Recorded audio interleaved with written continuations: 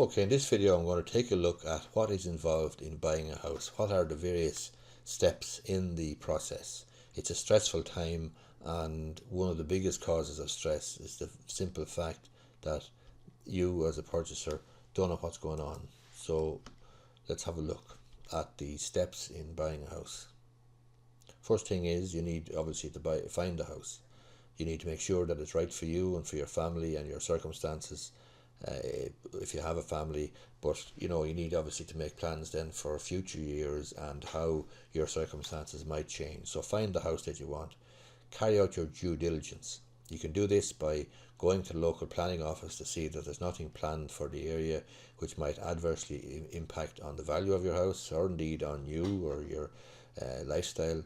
You could speak to local neighbours, and you could speak to in local shops and so on, just to see that there's nothing coming down the line that you don't want to happen. You need to arrange your finance, so you ensure that you get your finance in place, and then you negotiate a deal with the auctioneer. You pay a booking deposit which is fully refundable. All auctioneers are licensed and bonded.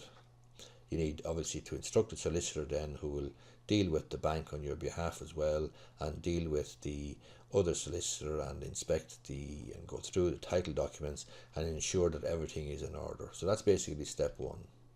Step two then is to ensure that you've bought the right property from a structural perspective. You need to instruct an architect or a surveyor to carry out a structural survey. If you can't afford to get a structural survey done, then you should seriously consider whether you can afford to buy a house. You need to visit your solicitor then to sign the contracts in duplicate. The contracts will have been issued by the vendor solicitor in duplicate. That is, from a legal perspective, an invitation to treat. When you sign the contracts and return them to the vendor solicitor, that's actually an offer to buy from a legal perspective.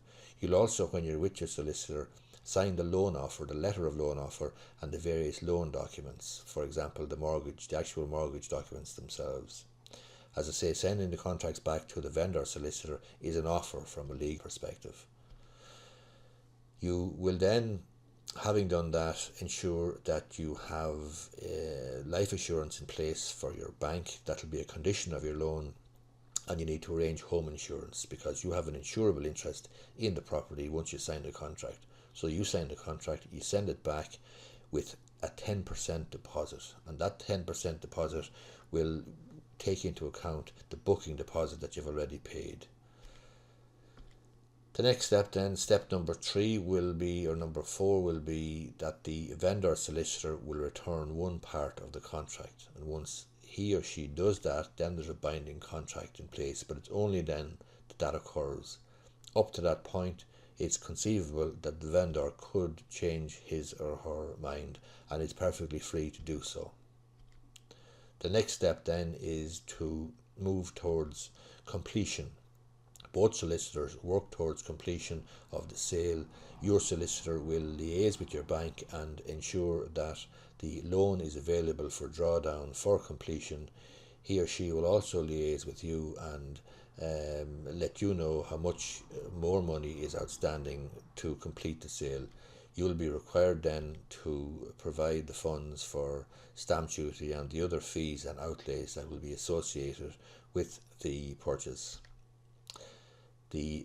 On the closing or completion date then, your solicitor will essentially hand over the purchase funds, the balance of the purchase funds, to the other solicitor, provided he's happy and satisfied about the title documents, and provided vacant possession is being handed over, and you will then receive the keys of the property. Your solicitor will receive the title documents, and he or she will then register your ownership with the Property Registration Authority and will register the bank's interest in the property, or secure their interest in the property by putting a charge on the property with Land Registry or the Property Registration Authority. My name is Gorry. I'm a solicitor in Enfield. I hope you find this video useful.